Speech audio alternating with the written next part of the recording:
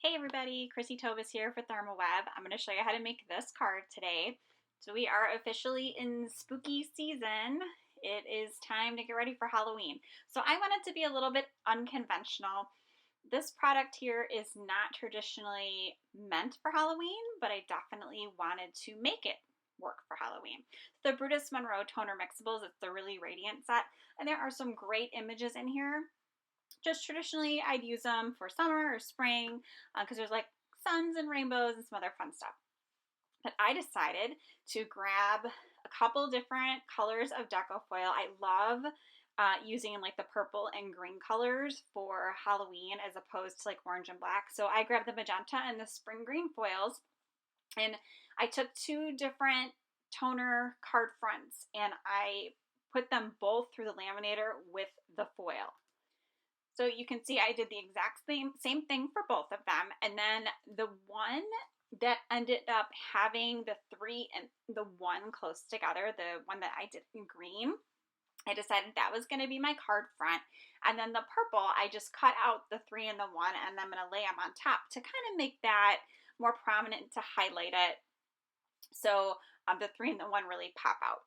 So then after that, I decided to grab an older stamp set that I have. It's a Lawn Fawn stamp set. It's called Critters in Costume. For the longest time, this was like my go-to Halloween set.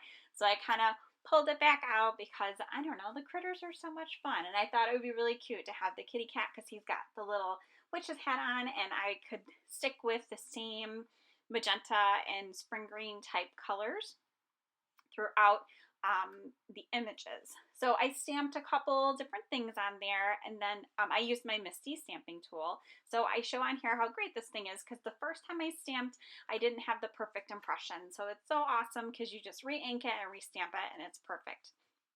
So if you're like me, because when I don't use my Misty, I'm constantly like throwing away pieces of cardstock I stamped on because I didn't get the right impression, the Misty was made for people like us, if you're like that. So real quick, I'm just showing you how I colored everything in. I kept it super simple.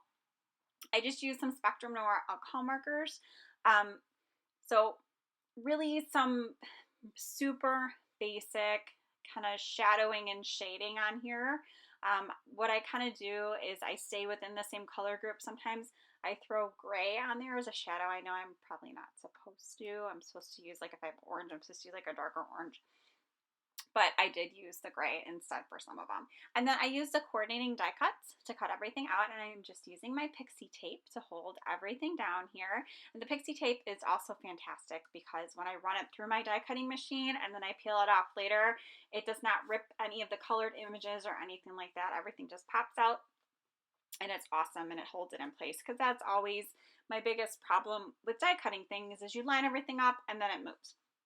So then for that front panel, I kind of wanted to tone it down a little bit. So I found some vellum, and then I actually did this off camera. I went outside and I sprayed it with my iridescent glitter dust. The stuff can be pretty strong, so I would definitely recommend doing it in a well-ventilated area. So for me, that was outside. And then that dried really, really quickly because I just put a real light layer on there. And then I wanted to soften the background, so I just took a little bit of ink and I softened it on here so I didn't have that harsh white. And then what's super fun about our memory tape from ThermOWeb is you can put the vellum down and it does not show through, like the adhesive does not show through. So here you can see I just kind of put it on the edges, but it doesn't show through. So it's awesome. You know, because that's a huge problem with vellum, because it is so see-through that sometimes some of the adhesives, like if you use certain glues and stuff like that, you can see the lines on there. Yeah, you don't have that problem with this tape runner. And then after that, it was really just time to start assembling the card. So I used some different foam squares. Some of them I cut in half to make them a little bit smaller.